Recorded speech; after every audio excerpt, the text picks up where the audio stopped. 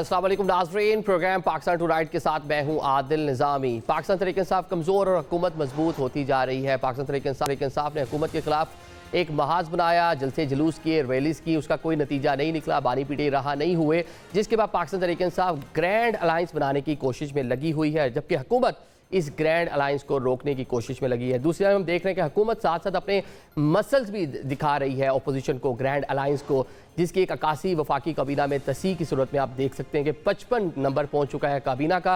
लेकिन ये नंबर पाकिस्तानी की तारीख में पहली बार नहीं है, इससे पहले भी जो काबीना है वो 85 का नंबर जो है इसको भी टच कर चुकी है। वो पाकिस्तान तहरीक-ए-इंसाफ की हुकूमत हो कि PDM की हुकूमत हो, इन सारी सूरत हाल से कतई नज़र बानी PTI को अगर देखें तो एक तो अपने मौक़िफ़ पर वो टटे हुए हैं, दूसरी जानिब उन्होंने एक जो मजमून लिखा है जो गैर मुल्की जरीदे में शाया हुआ है, जिसमें वो तमाम वही बयानियाँ जो पाकिस्तान तहरीक-ए-इंसाफ कई अरसे से बना रही है उसका तस्करा कर रहे हैं, उसको एड्रेस कर रहे हैं। साथ साथ डोनाल्ड ट्रंप जो अमरीकी सदर हैं उनसे भी उम्मीदें लगाई हैं उन्होंने, पहली बार बानी PTI ने उसका इजहार भी किया है।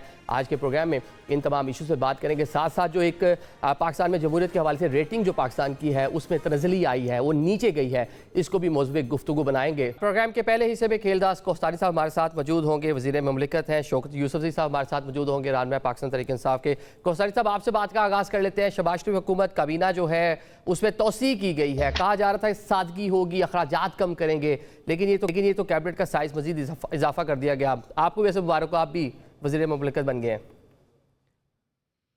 देखें, बात ये कि जो किफ़ायत शार की बात कर रहे हैं, बिल्कुल वज़ीर आज़म का जो विज़न है, और मैं आपको बताऊं वज़ीर आज़म शहबाज शरीफ साहब ने कभी खुद भी तनख्वाह नहीं, वज़ीर आज़म के हैसियत से भी जब वज़ीर आला थे तब भी कभी नहीं दिए।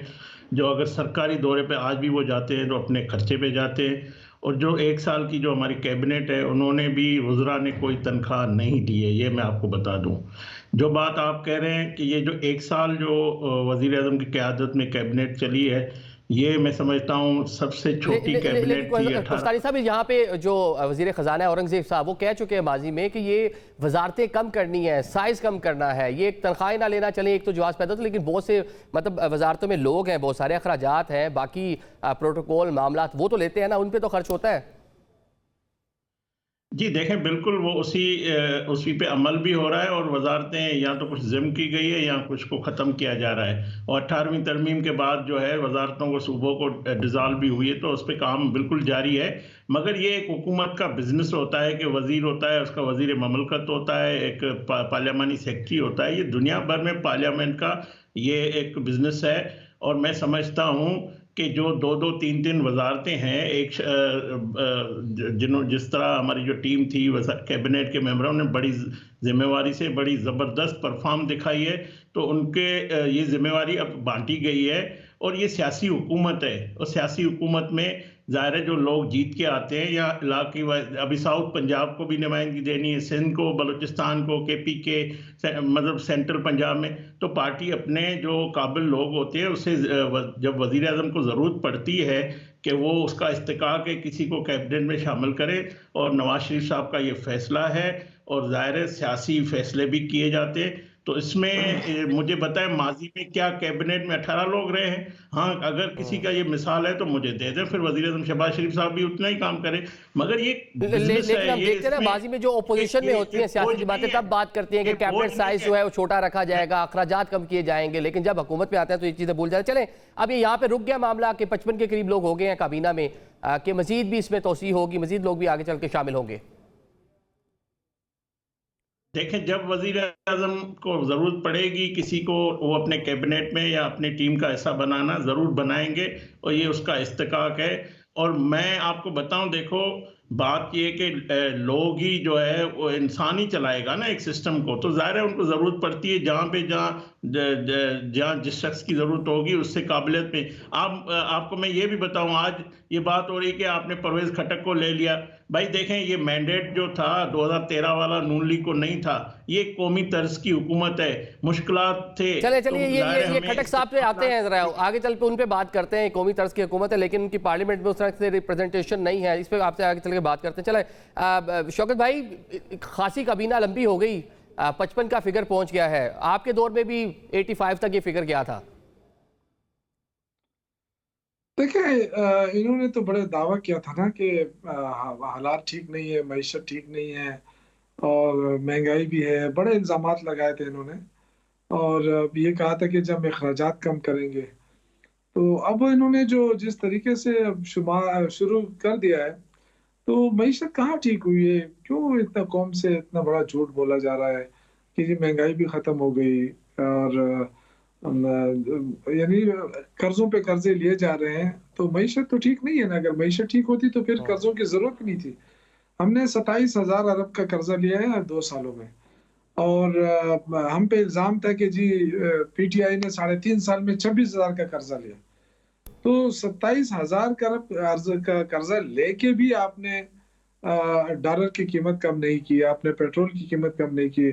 चलो एक 50 पैसे की कमी तो कर दी है इन्होंने, वो हातम ताई के उसको लात तो मार दी है इन्होंने। लेकिन ये कि अवाम को इस तरह रिलीफ नहीं मिला जिस तरह ये अयाशियां कर रहे हैं, जिस तरह ये कैबिनेट एक्सपेंड कर रहे हैं। या तो ये बताएं कि पाकिस्तान में मईशत कैसे बेहतर हुई है, जरा वो तो बता देना। इस दफा पैदावार में कमी हुई है, इस दफा जो इन्होंने टारगेट मुकर्रर किया था उससे कम कलेक्शन हुई है। इस दफा 187 के करीब टेक्सटाइल मिलें बंद हो गई पंजाब में, जिससे हमारी एक्सपोर्ट होती थी टेक्सटाइल की। तो मुझे समझ नहीं आती कौन सी तरक्की हुई है। सारे लोग तो बाहर जा रहे हैं, सारे इन्वेस्टमेंट बाहर जा रही है, नौजवान बाहर जा रहा है, और आए दिन वो बेचारे किश्ती के हादसात हो रहे हैं क्योंकि चले लोग चले जो ये जो कैबिनेट में तोसी हुई है, मुबारक जेब और खिची साहब को देखकर कोई शौक लगा, हैरानी हुई कि वो भी कभी ना नहीं, हिस्सा बन हैरानी गए? नहीं है। इनको जरूरत थी काबिल लोगों की, जो इन्होंने ले लिए हैं, और यही इनकी काबिलियत थी। इनके पास अपने तो कोई लोग थे नहीं, इसलिए परवेज खटक साहब को भी लिया गया। और बस अल्लाह अल्लाह खैर। साहब क्या कह सकते हैं, इस मुल्क पे क्या हो रहा है? आवाम रुल रही है, रो रही है। अभी खटक साहब को देखकर आप सरप्राइज हुए? बाकी दो नाम नहीं, खटक साहब को देखकर नहीं, आपको मुझे हैरानी हुई? सरप्राइज इसलिए नहीं हुआ कि ये इनके पास जो प्राइम मिनिस्टर है, वो उनके पास इतने इख्तियार तो नहीं है कि वो इनकार कर सके कि जी इस फलां को ना ले, फलां को ना ले। आहिस्ता आहिस्ता मुझे तो ये लग रहा है कि इनकी जो जितनी भी इम्पोर्टेंट मिनिस्ट्रियां हैं वो इनके हाथ से चली जाएंगी। जिस तरह वजीर दाखिला है, इस तरह अब ये आ गया, परवेज खटक आ गया, इस तरह कुछ और 2 3 4 आ जाएंगे, और इनकी जितनी भी इम्पोर्टेंट मिनिस्ट्रीज हैं वो इनसे ले ली जाएंगी। ठीक है तो कोस्तानी बाकी साहब, ये खटक साहब नजरियाती पीटीआई नजरियाती से क्या मुस्लिम लीग नून के नजरिए पर वो आ गए हैं जो उनको शामिल किया? किस चक्कर में उनकी शमूलियत हो गई? देखिए, परवेज खटक साहब ने तकसीम, इंतशार, फसाद, हुजूम की सियासत को मुस्तरद करके पाकिस्तान की तरक्की, खुशहाली की सियासत का हिस्सा बने हैं। वो एक सीनियर सियासतदान है। ये हुकूमत, मैंने आपको पहले भी कहा, 2013 जैसा हमें मैंडेट नहीं है। हमें पीपल्स पार्टी ने सपोर्ट किया है, उसके वोट से हम आज खड़े हैं। हमें एमकेएम की सपोर्ट है, बाप पार्टी की सपोर्ट है, काफली की सपोर्ट है, बाकी जमातें हमारे साथ हैं, आज़ाद अराकीन है। तो ये सब हम इसलिए जमा हुए हैं कि इन्होंने 4.5 साल पाकिस्तान को ऐसी तबाही पे आके खड़ा कर दिया। वो पाकिस्तान डिफ़ाल्ट होने जा रहा था। शहबाज शरीफ साहब ने उस वक्त कहा था, मैं अपनी सियासत के बजाय रियासत को तरजीह देता हूँ। जब 16 माह की हुकूमत थी, उसमें तमाम जमातें थी पीडीएम की, तो हमने सब जमातों ने, मौलाना फजल रहमान साहब थे, सब ने ये इसलिए फैसला किया था कि हमें पाकिस्तान होगी तो हमारी सियासत होगी ना। अगर पाकिस्तान श्रीलंका बन जाएगा तो हमारी सियासत कहाँ बचेगी? तो हमने वो कीमत अदा की। हमारी पार्टी के अंदर से भी मुख्तलिफ आवाज़ें या इख्तलाफ राय इस सिलसिले में आता है, मगर पहले लिए हमारे लिए पाकिस्तान है। तो ये कौमी तर्ज की हुकूमत में या मुख्तलिफ स्टेक होल्डर को शामिल करना उनकी काबिलियत से, और जो मुश्किलात है उसमें मदद मिलेगी कि हम एक वज़ीर आज़म साहब ने टीम का इसलिए इंतखाब किया है। ये सियासी हुकूमत है। ठीक है, मतलब कि खटक साहब की बसीरत से प्राइम मिनिस्टर पाकिस्तान शहबाज शरीफ साहब फायदा उठाएंगे, उनकी जो सियासी बसीरत है उससे फायदा उठाएंगे। देखिए, मैं एक अर्ज करूं,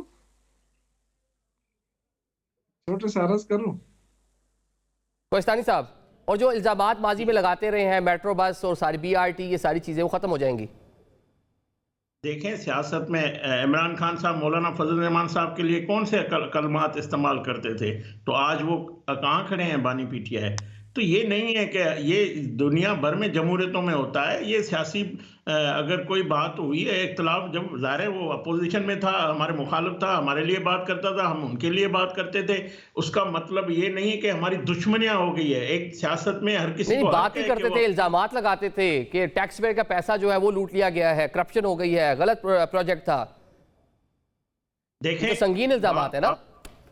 देखें, ये मैं आज भी कहता हूं, जो वजीर आजम शहबाज शरीफ साहब ने 100 अरब से 3 प्रोजेक्ट बनाए थे उसकी हुकूमत में, उतने अमाउंट में एक बनाए, वो सताए परवेज खटक की मजबूरी हो, इमरान खान साहब के जो जिस तरह बुजदार का जो करप्शन थी वो गोगी के थ्रू बुशरा बीबी के पास जा रही थी, हो सकता है आप उनकी बाजी की परफॉर्मेंस पे बात कर रहे हैं कि वो ठीक नहीं थी, बड़ा महंगा प्रोजेक्ट बनाया, तो प्राइम मिनिस्टर को किस तरह की एडवाइस करेंगे? मतलब बाजी उनका ठीक नहीं है जिस पे आप इल्जाम लगा रहे हैं, आप उंगलियां उठा रहे हैं, तो प्राइम मिनिस्टर को किस तरह की एडवाइस देंगे वो?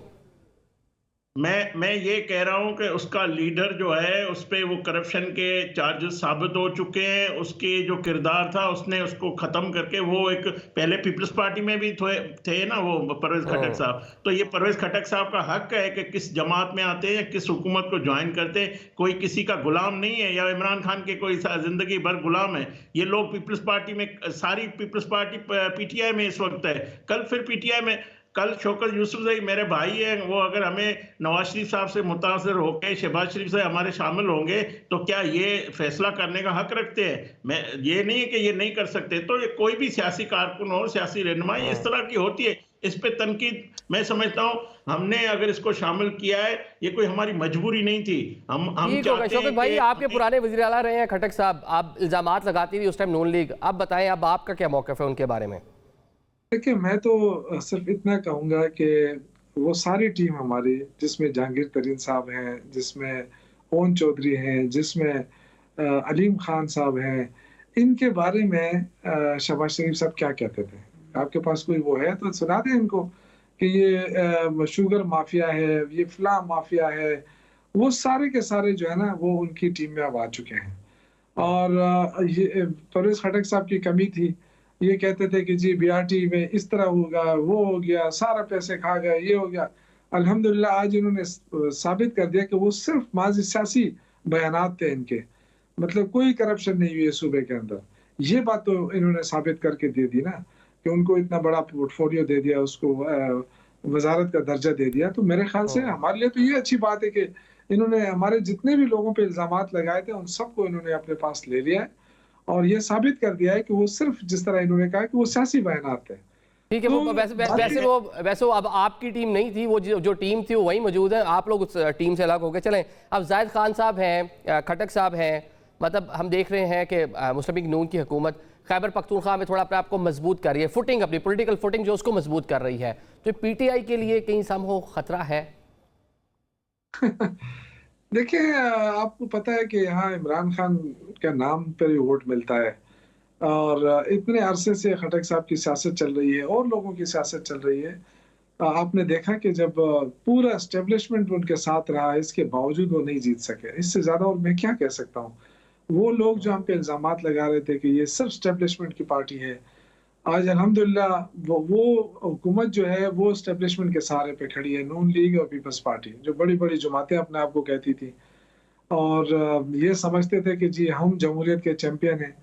तो आज क्या हाल है जमहूरियत का? आज एक इस्लामाबाद में एक पुरअमन सियासी एक कॉन्फ्रेंस करने की इजाजत नहीं है और आपने देखा कि आइन के नाम पे, आइन की बहाली, आइन की बालादस्ती के नाम पे जो कॉन्फ्रेंस हो रही थी उस तक की इजाजत नहीं मिली इस्लामाबाद में और कितने भोंडे अंदाज में जाके वो उसको प्रेशराइज किया, होटल मालिक को, उससे ताले लगवाए गए। तो इससे अंदाजा है कि हुकूमत कितनी खौफजदा है और ये एक धचका। आपने कहा ना कि मजीद वज़रा लेंगे कि नहीं लेंगे, अभी तो बनने दें इत्तेहाद को, ग्रैंड अलायंस को, इंशाल्लाह आप देखें ये 80-90 तक पहुंच जाएंगे। मतलब ये ग्रैंड अलायंस की वजह से है? आप कह रहे हैं कि हुकूमत प्रेशराइज होगी ग्रैंड अलायंस की वजह से?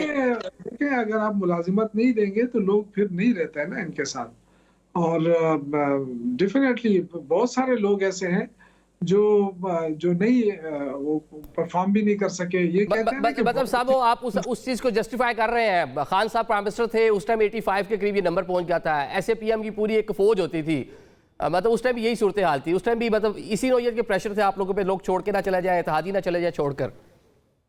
देखिए बिल्कुल इस पे कोई शक नहीं है, ये जो इत्तेहादियों की हुकूमत होती है ना इसी तरह होती है, लेकिन इन्होंने तो कहा था ना कि हम इनके साथ तो पूरी एस्टेब्लिशमेंट खड़ी है और सामने खड़ी है ना। हाँ। और देखिए पीपल्स पार्टी कितनी मजबूर है। पीपल्स पार्टी के लोग जो हैं वो गिले करते हैं, इवन के गवर्नर कहता है कि ये जो मैंडेट इनका ठीक नहीं है। और उन्होंने तारड़ साहब का नाम लिया था कि वो फॉर्म 47 के एमएनए हैं। क्या इन्होंने जवाब दिया है उसका? अभी तक उसकी कोई क्लैरिफिकेशन नहीं दी, कोई जवाब नहीं दिया। ऐसा लगे जैसे बस इन्होंने गुमसुम हो गए हैं। तो इनके तो अपने इत्तेहादी बोल रहे हैं, लेकिन उनकी मजबूरी है, वो हुकूमत को नहीं छोड़ सकते। ये चलें ठीक है, दूरदृष्टि तो आपको मजबूरियों की लगेगी। आप बात कर रहे हैं। चलें कोसानी साहब, राणा साहब अक्सर जो है मोहसिन नकवी साहब पर तनकीद करते हैं बतौर चेयरमैन पीसीबी, वजारत दाखिला के मामलात पे। अब एक नया उनको तनकीद का निशाना मतलब बनेगा खटक साहब की सूरत में, वो साथ भी होंगे लेकिन तनकीद भी उन्हीं पर होगी। देखें, पहली बात मैं आपको बताऊं, आपने टांगा पार्टी पाकिस्तान में सुनी थी, टांगा अलायंस कभी नहीं सुना था। ये ग्रैंड अलायंस नहीं है, टांगा अलायंस है, जिनके एक कमरे के लोग भी नहीं थे जो बैठ के बात करें। अगर ये बुकिंग प्राइवेट एक कमरे के भी लोग नहीं है, एक होटल में जाके कॉन्फ्रेंस करने देते हैं, उसकी भी इजाजत नहीं है, मतलब कोई पावर नहीं है, कुछ नहीं है उनके पास, और एक कॉन्फ्रेंस नहीं कर सकते इस्लामाबाद में वो। मैं आपको बताऊं, उससे एक दिन पहले भी तो उन्होंने कॉन्फ्रेंस की थी ना, मीटिंग की थी, तमाम जमातें उसमें थी, मगर उनके चेहरे आप पढ़ सकते हैं। मैं तो इनको तो देखो ना, ये अपोजिशन लीडर उमर अयूब साहब है, या पार्लियामेंट में ये बैठे हुए जो भी लोग हैं, ये चाहते तो पार्लियामेंट में स्पीकर साहब को गुजारिश करते, वहां पे एक हॉल ले लेते। पहले भी ये करते रहे हैं। ये सिर्फ ड्रामा था, क्योंकि इनके पास और कुछ है नहीं। अवाम के पास ये क्या लेके जाए, क्या तनकीद करे हुकूमत? मईशत ठीक हो गई है, महंगाई कम हो रही है, अवाम का एतमाद हुकूमत पे बढ़ गया है, सरमायाकारी दुनिया भर से आ रही है, कोई हफ्ता खाली नहीं है जो बाहर से डिग्निटी नहीं आती है, वफूद नहीं आते इस मुल्क में सरमायाकारी के। तो इनके पास है क्या जो अवाम में लेके जाए? अवाम तो हुकूमत को मुकम्मल सपोर्ट कर रही है, हुकूमत अपनी परफॉर्मेंस दिखा रही है। तभी सिर्फ आप गैल्प की सर्वे पढ़ लें 2025 की, आप दुनिया भर के इशारे देख लें, आप IMF की देख लें, सब एतमाद कर रहे हैं इस हुकूमत पे। तो ये इनके पास है शौकत साहब, आलमी जरीदे में बानी पीढ़ी के पीस ऑफ राइटिंग जो है पब्लिश हुआ है। एक तो बताइए पब्लिश करने का तरीका क्या है, 12 इस पे बात होती है। सेकेंडली वही सारी चीजें जिसका पहले भी वो तस्करा करते रहे हैं, उसी को ही मौज़े बहस बनाया है उस आर्टिकल में।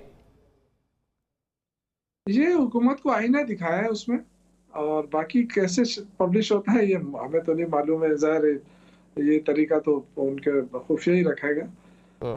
लेकिन ये कि उससे ये तो साबित हो गया ना कि एक बंदे को आप कितना भी आप उसको बांधे रखें, उसको बंद करके रखें, लेकिन उसकी आवाज़ दुनिया तक पहुंच रही है। अभी यानी देखें कि दुनिया के सबसे बड़े मैगजीन, सबसे ओल्ड मैगजीन टाइम में जो उनका आर्टिकल छपा है, तो अहमियत देती है ना, दुनिया उनको देखना चाहती है, पढ़ना चाहती है और उनको अहमियत देना चाहती है। तो ये एक अहमियत भी है, और इनको बता भी दिया है कि आप मुझे नजरबंद भी रखेंगे तो मैं अपनी आवाज़ जो है वो बुलंद रखूंगा, आवाम के लिए आवाज़ उठाता रहूंगा। ये जो तरक्की की बात करते हैं, महंगाई कम करने की बात करते हैं, 50 पैसे बिजली की कीमत में कमी आई है, शायद लोगों को महसूस हो जाए 50 पैसे, और क्या कितनी बढ़ती है इस हफ्ते डेढ़ में या महीने में, वो अंदाजा चल लेकिन इस बार जो ये पीस ऑफ राइटिंग है, उनका जो आर्टिकल है, उसमें एक चीज़ नहीं है। आप उस पर बाजी में, आप बल्कि हमारे प्रोग्राम में आए, लोगों के सामने आपने कहा कि कभी पाकिस्तान तहरीक इंसाफ को US प्रेसिडेंट से कोई तवक्कुआत नहीं है। लेकिन अभी तो जो बानी है साबिक वज़ीर आज़म खान साहब, उन्होंने बाज़ाब्ता तौर पर कह लें कि ट्रंप से मुतालबा ही किया है, इल्तिजा ही किया है कि आएँ देखें हमारे मामला, देखें, इंटरफेयर करें आके। नहीं, इंटरफेयर नहीं करें। देखिए हम बहुत सारे मुल्कों के हमारे सेक्रेटरीज हैं बहुत सारे इश्यूज में, स्पेशली इंसानी हकूक के हवाले से। तो जब आप सेक्रेटरी हो तो जब वायलेशन हो रही तो वो तो दुनिया ने वैसे ही उसका नोटिस लिया हुआ है। आप देखें यूरोपीय यूनियन ने नोटिस लिया है, UK ने लिया है, वो तो पहले से ही लिया हुआ है ना, तो उसका जिक्र तो किया है उन्होंने कि वायलेशन तो हो रही है और इसीलिए दुनिया उसका नोटिस भी ले रही है। तो जब तक देखें ना, जब आपकी अदालतें मौजूद हैं, लेकिन आपने अदालती निज़ाम को कैसे बना दिया है। अब बच्चे को पता है कि ये मेरा जज है या तेरा जज है। तो इससे पाकिस्तान में पहले भी इस तरह होता था, लेकिन किसी को पता नहीं होता था कि ये जज किस तरफ है। अब तो बड़े क्लियर कट पता चलता है कि ये जज जो है ना ये किस तरफ है। और पूरे पूरे अदालती निज़ाम को तबाह बर्बाद करके रख दिया। जिस मुल्क में इंसाफ ना हो ना, वो माशरा कायम नहीं रहता है। वैसे तो जंगों में भी मुल्क सर्वाइव कर जाते हैं, लेकिन उनका निज़ाम जो है इंसाफ वो मौजूद रहता है। आप पाकिस्तान में सबसे बड़ा अलमिया ये है कि इंसाफ का निज़ाम जो है वो ख़त्म होता जा रहा है। हम कौन से उसके कैटेगरी में आए हुए हैं इस वक़्त आप देखें ना। ठीक है, हम तो दुनिया के उससे बात करते हैं। इंसाफ निज़ाम इंसाफ की आप बात कर रहे हैं, इकॉनमी की बात कर रहे हैं, बानी पीटे ने ये सारी इन सब तमाम चीज़ों का अहाता किया। चले कोस्तानी साहब, बैरूनी दुनिया को बानी पीटे कह रहे हैं कि हुकूमत जो पपेट है, इनके पास कुछ नहीं है, मुझे डील ऑफर करते हैं, मुझे कहते हैं कि डील ले लें, चले जाएं, बनी काला आपको ट्रांसफर कर देंगे, इनके पल्ले कुछ नहीं है हुकूमत के। देखें, पल्ले बानी पीटीआई के पास कुछ नहीं है सिवाय जेल में वक्त गुजारने के लिए, क्योंकि जितनी जुर्म के दास्तान हैं, जितने केसेस हैं, जितनी इन्होंने कार्रवाइयाँ डाली है, उसका हिसाब और एहतसाब इसको उस अमल से गुजर रहे हैं और इंशाल्लाह उसको अदालतों में जाके साबित करना होगा। ये जो खत लिखने का सिलसिला मैंने टाइम का आर्टिकल नहीं पढ़ा है, मगर जो आप बता रहे हैं, देखें ये आज से सिलसिला शुरू नहीं है। ये जब चीफ ऑफ आर्मी स्टाफ की अपॉइंटमेंट होने जा रही थी, इन्होंने जाके पिंडी में धरने की कोशिश की, एहतजाज की कोशिश की। कभी इस तरह नहीं हुआ है कि एक शख्स जिसके पास कोई ओहदा ना हो वो कहे कि मेरी मर्जी का चीफ ऑफ आर्मी स्टाफ लगना चाहिए। इन्होंने इस इदारे को तकसीम करने की कोशिश की अपनी जाती सियासत के लिए, कुर्सी के लिए। और जिस तरह इन्होंने अफवाज के खिलाफ, हुकूमत के खिलाफ, मुल्क के खिलाफ जो आर्टिकल लिखे हैं, जो लॉबी फर्म हायर की है, ना इजरायली को छोड़ा, ना भारत को छोड़ा, सबसे मदद ली है, मगर ये कोशिश करते हैं किसी तरह मैं ब्लैकमेलिंग करूं, मैं प्रेशर पे डालूं, मैं कोई तरीका पकड़ूं।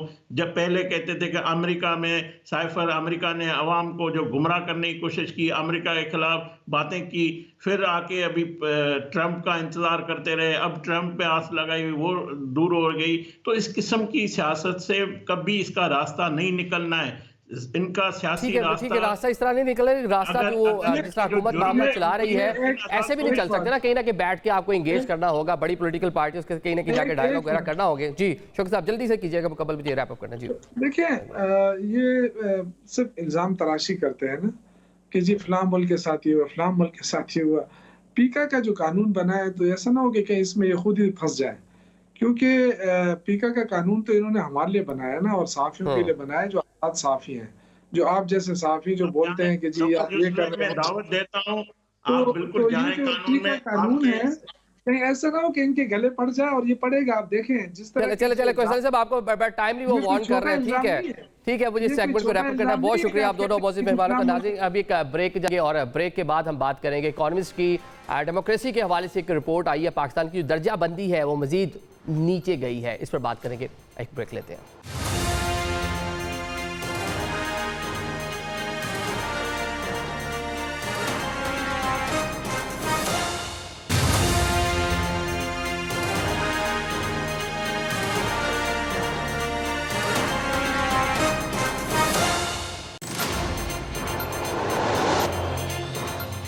Welcome back after the break. Program के सिलसिले को आगे बढ़ाते हैं। अब हमें प्रोग्राम में ज्वाइन कर रही हैं सायरा बानो साहिबा, रहनुमा है GDA की, साबिक रुकन कौमी असम्बली हैं। अहमद बिलाल महबूब साहब हमारे साथ मौजूद हैं, सरबराह पिल्डेट पाकिस्तान के। कादिर बदोखिल साहब हमें ज्वाइन करेंगे, रहनुमा पाकिस्तान पीपल्स पार्टी के। इनसे बातचीत का आगाज़ करते हैं। बहुत शुक्रिया मौजूद मेहमानों का। अहमद साहब, आपसे बात का आगाज़ कर लेते हैं। जिस तरह पाकिस्तान में जमहूरियत के हवाले से इंडेक्स में पाकिस्तान नीचे जाता जा रहा है, इसकी ये बता दें कि इसका इम्पैक्ट क्या होगा पाकिस्तानी जमहूरी सिस्टम पर? पाकिस्तान दुनिया के जो ममालिक हैं उनके अंदर उसका जो इज़्ज़त और एहतराम है, और कई ममालिक ऐसे हैं जो आपको इमदाद करना चाहते हैं, आपको असिस्ट करना चाहते हैं। उसके लिए भी बहुत अहम है कि वो जमहूरी आप रिवायात के मुताबिक काम करे, वरना वो आपको शायद वो उस किस्म की सहूलतें ना दे जैसे यूरोपियन यूनियन है और इस तरह के दूसरे कई ममालिक हैं। तो मैं समझता हूँ कि उसका इम्पैक्ट तो ज़रूर होगा। ठीक है, तो ये बानी पीटीआई का एक हमने लेटर भी देखा है, जो मजमून जो उन्होंने लिखा है एक गैर मुल्की जरीदे में, उसमें GSP+ का भी तस्करा कर रहे हैं। तो ये सारी चीज़ें मतलब रिलेट करेंगी इससे, आप कह रहे हैं? जी हाँ, GSP+ चूँकि यूरोपियन यूनियन ने एक सहूलत पाकिस्तान को दी हुई है, और उसके साथ कुछ शराइत हैं कि आप अपने मुल्क में इंसानी हकूक़ का ख्याल रखेंगे, आप मुल्क में जो कारकुनान हैं जैसे लेबर है उनका ख्याल रखेंगे, ख़वातीन का ख्याल रखेंगे, और उसके लिए काफ़ी कन्वेंशंस हैं, उसके ऊपर आपने अमल दरामद करना होता है, उसकी आपको रिपोर्ट देनी होती है।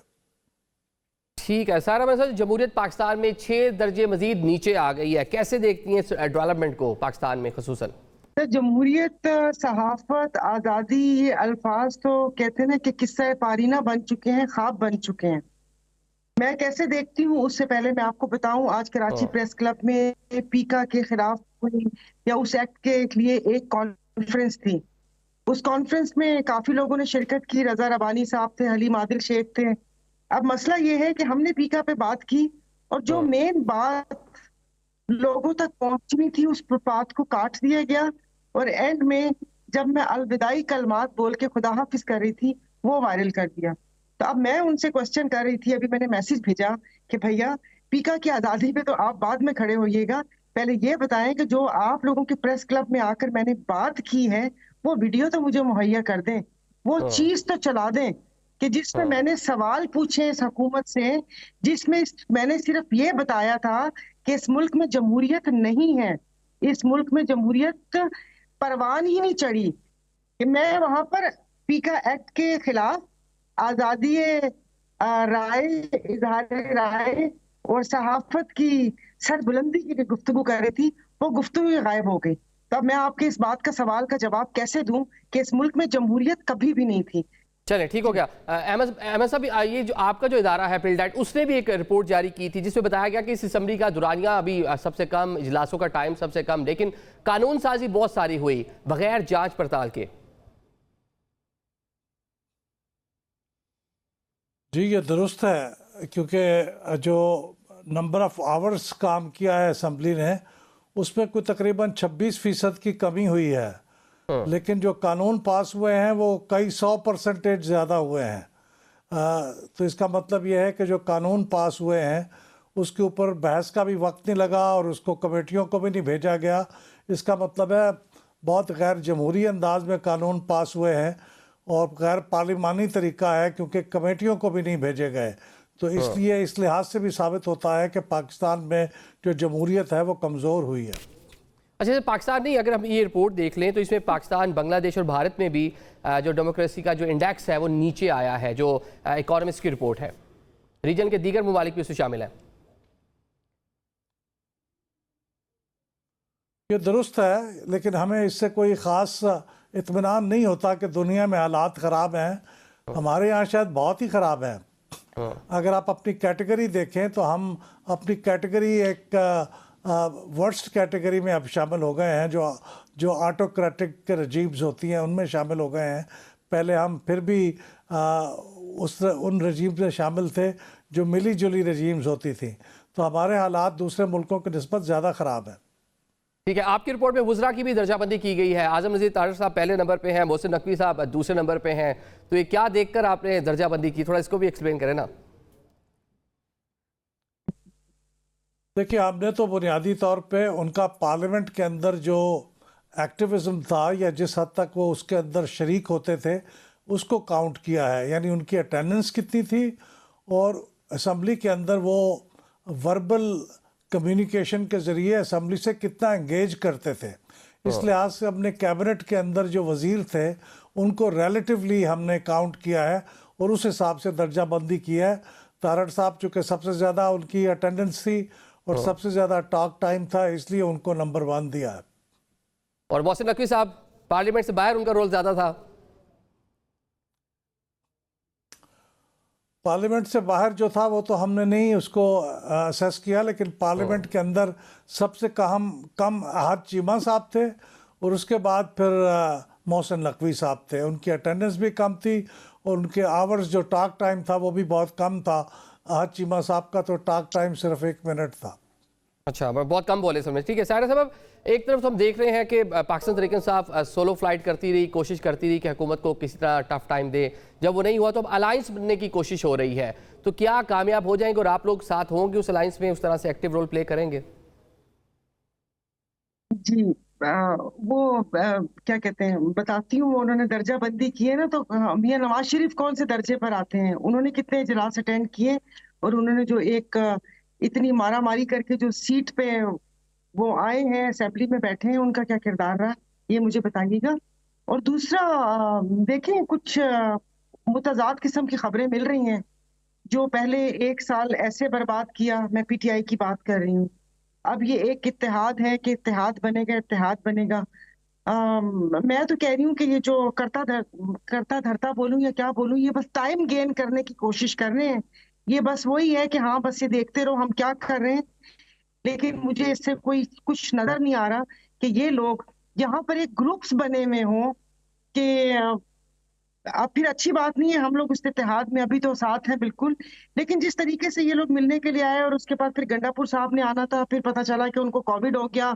लेकिन गंडापुर साहब के साथ बैरिस्टर गौहर भी थे, और क्या शिबली फराज थे, उमर अयूब, बाकी सब लोग थे। तो मैं अपनी बात कर रही हूँ कि मेरे दिमाग में सवाल आता है कि अगर गंडापुर साहब को कोविड हो गया था, बाकी तो जो सियासी लोग थे वो तो आके मीटिंग कर सकते थे। तो समझ नहीं आती कि उनसे मिलने के लिए बाखबर जराये के मुताबिक हम लोगों के ऊपर बहुत ज्यादा दबाव था कि इस वफ्द से नहीं मिलना, लेकिन हम लोग मिले और दूसरा वफ्द रुक गया। तो मैं नहीं समझती कि कुछ, ये मुझे ऐसे लग रहा है कि टाइम गेन कर रहे हैं।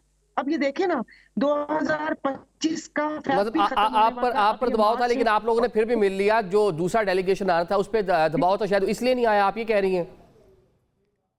नहीं नहीं, दूसरा तो डेलीगेशन आया ही नहीं, लेकिन पहले वाले से मिलने के लिए दबाव था। ये मैं आपको उससे मैं बात कर रही हूँ कि दबाव था कि इनसे नहीं मिलना, लेकिन मिल लिया। तो अब देखिए क्या होता है।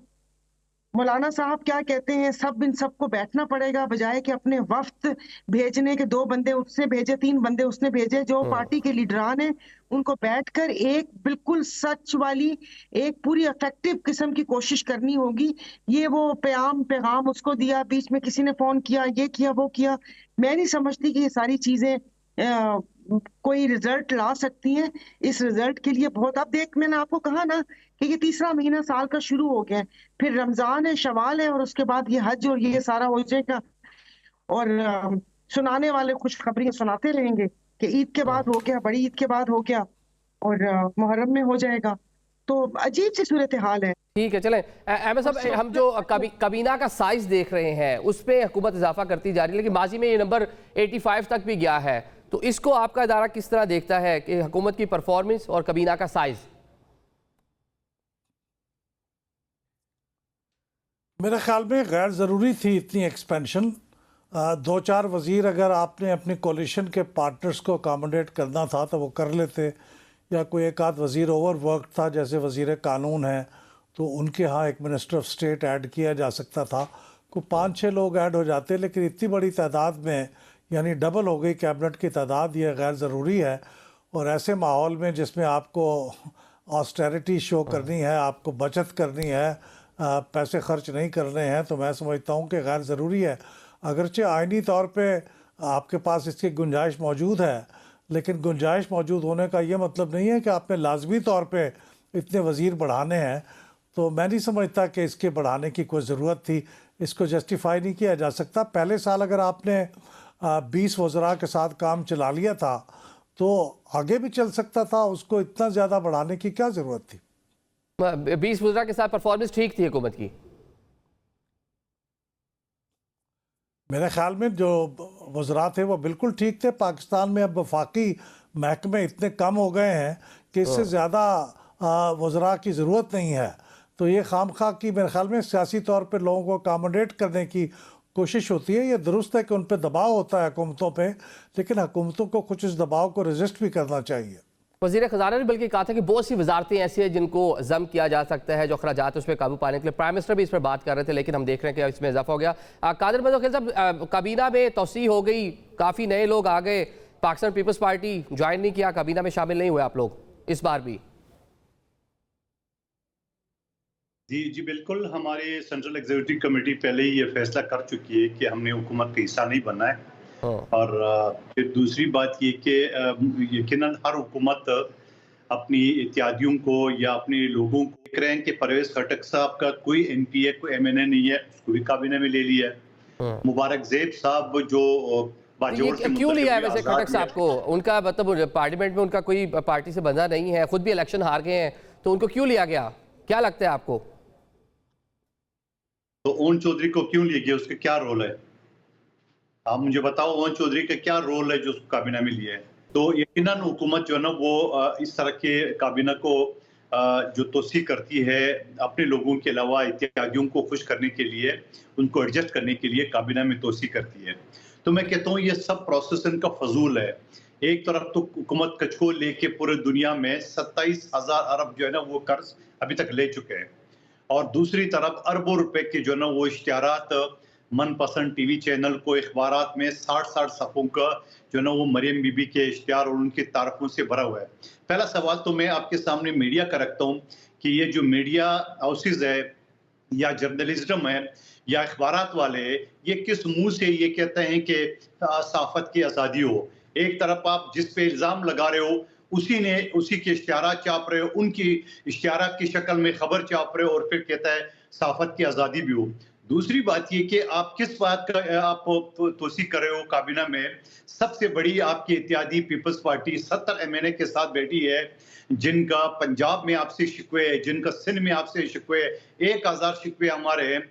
हमने तो कंधा आजा कर दिया है, तो ये सारी काबीना जो है ना वो दरे के दरे रह जाएगी। तो मैं ये समझ रहा हूँ कि ये ऐसी हरकतें हैं जो कि न सिर्फ मईशत पे बोझ है बल्कि एक नाकाम कोशिश है। आप मुझे बताओ ये जितने लोगों को वजीर मुशीर बनाया है ये सब भी इकट्ठे हो जाए, तब भी अगर पीपल्स पार्टी हट जाए तो हुकूमत को बचा नहीं सकती है। तो आप ये काबीना बनाने का मकसद ये होता है हुकूमत बचा ले, हुकूमत तो आपको नहीं बचेगी। इस वजह से पंजाब में जो आपने कमेटी बनाई है जो हमारे लोगों के साथ या पीपल्स पार्टी के साथ तहरीर मुआहिदा था उसकी आप वायलेशन कर रहे हैं। यानी एक रेगिस्तान को चोलिस्तान को आबाद करने के लिए, सबज पाकिस्तान बनाने के लिए सरसब्ज सिंध को आप उजाड़ रहे हो, तो ये कौन सी पॉलिसी है? उसके बाद 21 लाख मकानात सैलाब ज़दगाह के बन रहे, उसमें आप अपने हिस्सा नहीं दे रहे हो। जो आप सिंध सी अथॉरिटी बना रहे हो जहां 2 सूबों में हमारी हुकूमत है, समंदर लगता है, वह हमें अनबोर्ड नहीं लिया जाता है। कि फोर मनसूबा जमाने 25 साल से इल्तवा का शिकार है, वो फाकी हुकूमत अपनी हिस्से का फंड नहीं दे रहे। के 5 मनसूबा जहां मेरे और शहबाज शरीफ साहब का और मुखबर खास मुस्तफ़ा कमाल जो इस वक्त बैठे हुए हैं 242 पे, वहां आपने एंड टाइम पे इनकार कर दिए। पिकनिक मनाने के लिए आप कराची आ जाते हो, इलेक्शन लड़ने के लिए, और टक्का देने को तैयार नहीं है। तो मैं समझ रहा हूँ कि ये सारे जो हमारे खदशात है, तो ये सारे खदशात रखते नहीं आप लोग हुकूमत के सामने, क्योंकि आपके वोटों से हुकूमत कायम है। चलें सायरा साहबा, ये जो देख रही है कि काबीना में तोसी, आप भी इत्तेहादी हुकूमत में रहे हैं, अबानी पीटीए खान साहब की हुकूमत थी जब, तो उस टाइम ये नंबर 85 तक गया था, अभी 55 तक पहुंच गया है। कैसे देखते हैं इस तोसी को? जी, अभी पहले कोई एक लफ्ज कहा था बिलाल साहब ने ऑस्टेरिटी के नाम पे, या आपने कहा था, देखिए ऑस्टेरिटी का इतना होता तो ये जो मेंबरान पंजाब असेंबली, सूबाई, ये कौमी असेंबली और सेनेट में जो तनख्वाहें बढ़ाई हैं उस पे किसी की चू तक नहीं निकली। उस पे किसी ने नहीं कहा कि ये एक गरीब मुल्क है, उसके ऊपर हम लोग कितना बोझ डाल रहे हैं। नई गाड़ियां आई हैं, फिर आपने देखे होंगे ना दौरे रुक रहे हैं, ना तनख्वाहें रुक रही हैं, ना मरात रुक रही हैं। तो ये तो सारी मतलब, और बाकी ये कि हर गवर्नमेंट में आप बिल्कुल सही कहते हैं कि पीटीआई गवर्नमेंट में भी इतने ज्यादा वो थे। उससे पहले अगर पीपल्स पार्टी का दौर देखा जाए उसमें तो बाकायदा प्रोग्राम हुए थे कि इनका बस चले तो वजीर पेट्रोलियम, वजीर सीएनजी, वजीर डीजल, वजीर खेल, वजीर कूद, ये सारी वजारतें करके वो हो जाता है। वो बात ये होती है कि जब हम लोग इक़्तिदार में नहीं होते और फिर उस वक्त हमें इस किस्म की बातें सूझती हैं। और बाकी दूसरा इन्होंने कहा कि पीपल्स पार्टी इक़्तिदार हुकूमत में नहीं है। अरे सदर आपके हैं, डिप्टी आपके हैं, सेनेट चेयरमैन आपके हैं, 2 गवर्नर आपके हैं, बिल बजट आप लोगों के उससे पास हुआ, वोट से, अभी भी बजट आने वाला है, आपके वोट से बजट पास होगा, तो आप कैसे हिस्सेदार नहीं है? 26वीं आईनी तरमीम में आपने कहा था, वो कौन सी मेजोरिटी थी? Brute majority. जिस तरीके से बिलावल साहब का मौलाना साहब के घर आना जाना था और जिस तरीके से आप लोगों ने बिल्कुल वो कहते हैं ना एक टांग पर खड़े होके वो तरमीम आप लोगों ने करवाई, तो कैसी बातें कर सकते हैं? आपने ग्रीन इनिशिएटिव पाकिस्तान पे, ये मीटिंग हुई थी प्रेसिडेंट हाउस में, एक दोबारा इसके बाद फिर दोबारा वो मीटिंग वो बुलाई नहीं गई। उस वक्त जो मीटिंग हुई थी और ये हुए थे ये मीटिंग के मिनट्स के उसके ऊपर सरदारी साहब के दस्तखत हैं। आप लोगों ने ये कहा, तो मुझे बताइए, आप सिंध के बेटे हैं, सिंध से बढ़ के तो कुछ नहीं, और आपने कहा अगर हम अपना कंधा हटा दें। भाई आप अपनी मर्जी से सांस नहीं ले सकते, कंधा तो बहुत दूर की बात है। ये जो पूरा सिंध का इलेक्शन हुआ या पूरा बलूचिस्तान आपको मिला, तो ये बात आपके मुआहदे में लिखी हुई है कि जो वफाक में हुकूमत बनेगी आप उसका साथ देंगे। कौन सी जमात रोड पर है, कौन सी जमात अपनी बका के लिए और पानी के लिए जंग लड़ रही है, तो आके इस बात की तरदीद करे ना कि उस मिनट्स के ऊपर, उस मीटिंग के ऊपर जरदारी साहब के सिग्नेचर है। हम झूठ बोल रहे हैं तो आप बाखुदा पेपर लाके हमारे मुंह पे मारे कि झूठ बोल रहे हो, आप हमें कन्फ्रंट करो, आप टीवी पर आकर हमें बोलो, हमें कुछ तो पता चले। हम जो बात कर रहे हैं आप उसकी तरदीद तो करें। तो ये सब बस कहने की बातें हैं, हर जगह सब साथ हैं, चाहे वो इस्तकबाल हो या कहीं आना या जाना हो। ये बस ठीक है, मतलब आप कह रहे हैं कि जो अपने जो इंटरेस्ट है उस पर साथ है, लेकिन जो अवामी मामलात हैं, जो मुल्क के अंदर दीगर चीज़ें उस पर साथ नहीं है। अहमद साहब, अभी जिस तरह सायरा बानो साहब भी कह रही है कि बहुत से इश्यूज़ पे पॉलिटिकल पार्टी साथ है, लेकिन जहाँ पे अवामी बात होती है, जमहूरी बात होगी, जिस तरह भी कबीला में तोसी का मामला है, इस पे बैठ के कोई कंसेंसस क्यों नहीं होता? जब अपोजिशन में होते हैं इस पे बात करते हैं, जैसे ही पावर में आते हैं सारी चीज़ें भूल जाते हैं। ये सारी सियासी जमातें ऐसे ही करती हैं। किस सियासी जमात के ज़माने में छोटी छोटी कैबिनेट बनी है तो एक दूसरे पे कैसे तनकीद कर सकते हैं? तो ये हर एक सियासी जमात की अपनी मजबूरियां भी होती हैं और उस सियासी मजबूरियों के वजह से ये काम करते हैं, तो वो एक दूसरे को समझते हैं, इसलिए तनकीद नहीं कर सकते। और ये इस पे इत्तफाक की राय की ज़रूरत नहीं होती। ये तो वज़ीर आज़म का इस्तेहकाक है कि उसे अपनी काबीना बनानी है।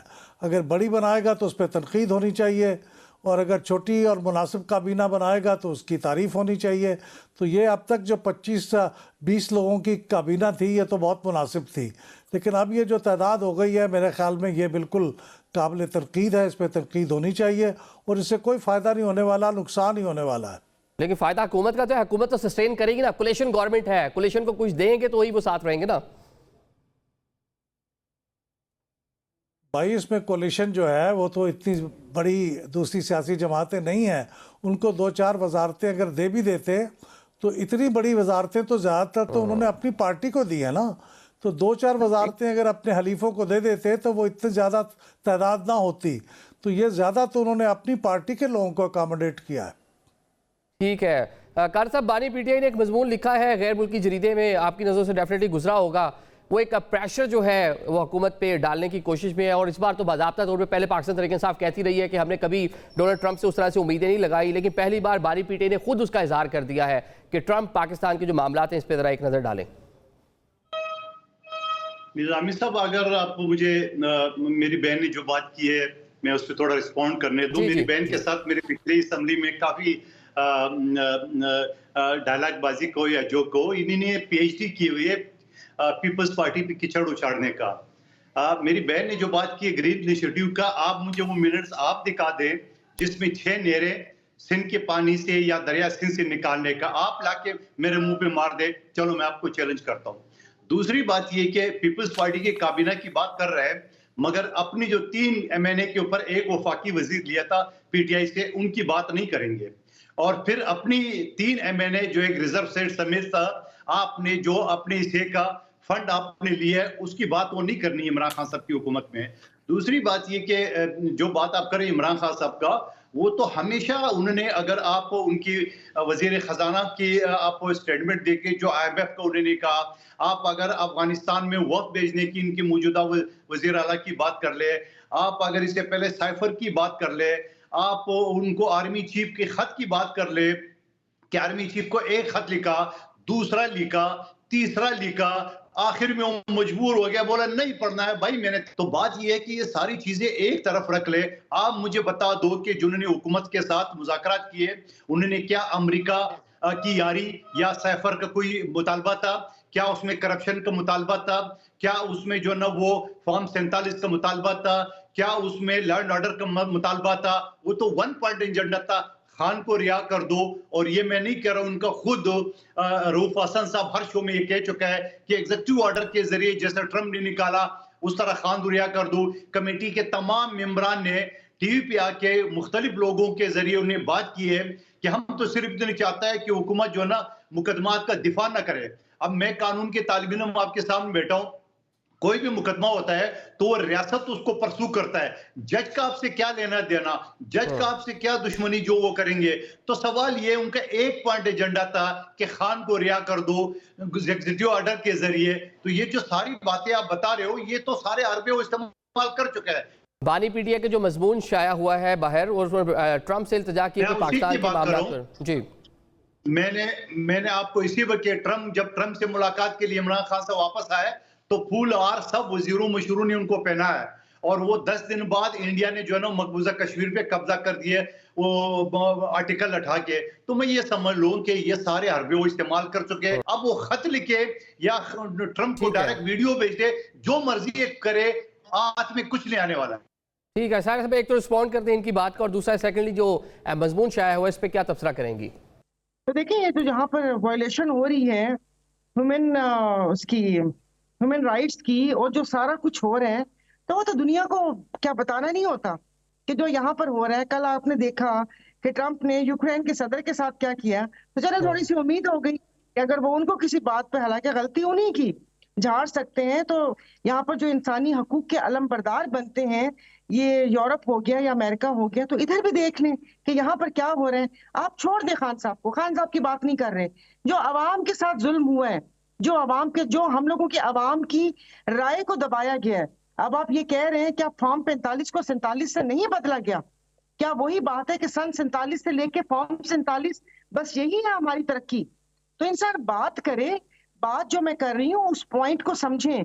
मैं ना किसी पार्टी की तरफदारी कर रही हूँ, और जिस वक्त ये काबीना की बात हो रही है, इस काबीना का भी मैं आपको यही मैं बता रही थी कि काबीना में, अब मुझे एक बात बताएं, मैं कल से सोच रही थी कि परवेज खटक साहब को इन्होंने वो वजीर बना दिया, और चौधरी को। हम 3.5 साल थे ये पीपल्स पार्टी और नून लीग जहांगीर तरीन को चीनी चोर चीनी चोर चीनी चोर, फिर वो चीनी चोर एक किंग्स पार्टी का सरबराह बनकर आया और इनके साथ मुलाकात हुई। फिर अलीम खान लैंड माफिया, वो देखें कहां पर है, इनके बड़े करीब हैं, वजीर हैं। ओन चौधरी ड्रग डीलर, वो इनके साथ। और तो परवेज खटक का मैं कह रही हूँ मालम जब्बा, बीआरटी और मिलियन ट्री सुनामी, वो सब गंगा नहा लिए और उसके बाद वो कल मुशीर बन गए। तो इससे पता चलता है कि ये हुकूमत कितनी बेबस है। ये तो अपनी चॉइस का वजीर भी लगा सकती। बाकी ये कि जो भी करता धरता है वो उनको सोचना चाहिए। देखिए, मुल्क ऐसे चल नहीं सकता। अब तो यकीन नहीं करें, सर में दर्द रहना शुरू हो गया है। आप टीवी देखें या सोशल मीडिया देखें, पिछले 2.5 साल से सब कुछ यही चल रहा है। इसको सही भी करना है किसी ने या नहीं, या सबको अपने ताबे करना है? तो मैं कह रही हूँ कि ये बड़ा अहम क्वेश्चन है आपका कि ठीक करना है, मतलब इसको करने के लिए आप भी एक सियासी जमात को रिप्रेजेंट करती हैं, हुकूमतों में रही है आपकी सियासी जमात भी, तो किस तरह ये चीजें ठीक हो सकती हैं? अब तो ग्रैंड अलायंस आपके पास भी लोग आए हुए चल के बात करने के लिए, तो कैसे चीजें ठीक हो सकती हैं? क्या सजेशन देंगी आप? मुझे अभी उस दिन मैं प्रोग्राम में बैठी हुई थी, तो एक पीटीआई के सेनेटर, उन्होंने बोला कि भाई ये सब कुछ हो जाएगा, हम 5 महीने में इलेक्शन मांगते हैं। तो देखिए, ये तो मैं तो तिफले मकतब वो कहती हूँ अभी तो मैं ठीक नहीं, ये मेरा दिमाग भी नहीं मानता कि कोई 5 महीने में आपको free and fair election they दे। ये देखिए, एक टेबल के ऊपर सिर्फ सियासतदानों को नहीं बैठना, उसमें जुडिशरी को भी बैठना है, उसमें स्टैब्लिशमेंट को बैठना है, उसमें ब्यूरोक्रेसी को बैठना है, उसमें हमारे सहाफियों ने भी बैठना है। जो जर्नलिज्म जो आजकल चल रही है कि आप इश्तेहार लेने के लिए आपने हमसे, हम कारी है ना, आपने हमसे अखबार छीनने का वो मजा भी, पढ़ने का वो मजा भी छीन लिया आपने, कि हम पहले वो 60 सफ़ों का इश्तेहार देखें। चले अच्छी बात है, रमजान आ रहा है, वो पकोड़े और पुलाव दम के लिए अखबार मिल गए। तो इन सबको बैठना पड़ेगा और तयन करना पड़ेगा अपनी हदूदों कयूद का, और तमाम चीजें जो खेल के जो रूल्स हैं वो नए तरीके से सेट करने पड़ेंगे, वरना ये ऐसे ही होता रहेगा। फोन आते रहेंगे, वो इत्तेहाद कमजोर होगा, वो कमेटी ऐसे होगी, और ये चलता रहेगा। लेकिन ये देर पा हल नहीं है। खुदा के वास्ते इस मुल्क को कोई तरक्की की राह पे गामजन होने देते, कोई अच्छी खबर हम भी सुने, किसी अच्छे वाले इंडेक्स में हमारा ऊपर नंबर आए, बजाय के तनजुली की तरफ जा रहे हैं, 40 से 42 और 42 से 45 पे जा रहे हैं। कोई मुल्क हमें भी खुशी वीजा दे दे। चारों तरफ से खबरें, यहाँ का नौजवान इनकी लगाकर मर रहा है। एमएस साहब, लास्ट कमेंट करते हैं। ग्रैंड अलायंस इस्लामाबाद में जिस तरह 2 रोजा कॉन्फ्रेंस वो करने चाह रहे थे, तो उसको ना करने देना, उसको इस तरह से रोकना, पाकिस्तान का जो एक जमहूरी फेस है उसके लिए कितना बुरा है? अपेरेंटली तो मुझे कोई बहुत दानिशमंदाना काम नहीं लगता। बंद कमरे के अंदर वो एक इजलास कर रहे थे, तो उसको रोकने में पता नहीं क्या मसलियत थी। हालांकि ये इजलास वो घरों में भी करते रहते हैं, असम्बली की मीटिंग रूम में भी करते रहते हैं, अपनी पार्टी के ऑफिस में भी करते रहते हैं। तो अगर यहाँ कर लेते तो क्या था, सिर्फ मीडिया की मौजूदगी से खौफ था। तो मेरे ख्याल में ये एक ऐसा माशरा या ऐसा मुल्क जिसको जमहूरियत का दावा हो, ये तो कम से कम मामूल की चीज़ है। ठीक है, आप सड़कों पे एजिटेशन के ख़िलाफ़ हैं, उसको रोकना चाहते हैं, तो ये तो एजिटेशन भी नहीं था। तो मेरे ख्याल में ये दुरुस्त नहीं था, गैर जमहूरी काम था, नहीं होना चाहिए था। चलिए जी, आप बहुत मेहमानों के प्रोग्राम में शिरकत के लिए बहुत शुक्रिया। नाज़रीन, देख रहे हैं पॉलिटिकल सिस्टम पाकिस्तान का, जहाँ दुनिया में चीज़ें तेज़ी से बदल रही हैं, तेज़ी से तब्दीली आ रही है, वहीं हम जो है वही एक वसीदा जो पॉलिटिकल हमारे यहाँ पे एक माइंड सेट है उसी को लेके आगे चल रहे हैं, बल्कि तनज़ली की जानिब आगे बढ़ रहे हैं। अब बेहतरी की जानिब आगे बढ़ना होगा, वो इसी सूरत में हो सकती है कि पॉलिटिकल स्टेक होल्डर बैठें और जो पुरानी गलतियाँ हैं उनसे सीखें और आगे बढ़ने की रविश इख्तियार करें। आज के प्रोग्राम से मुझे इजाज़त दीजिए। अल्लाह हाफ़िज़।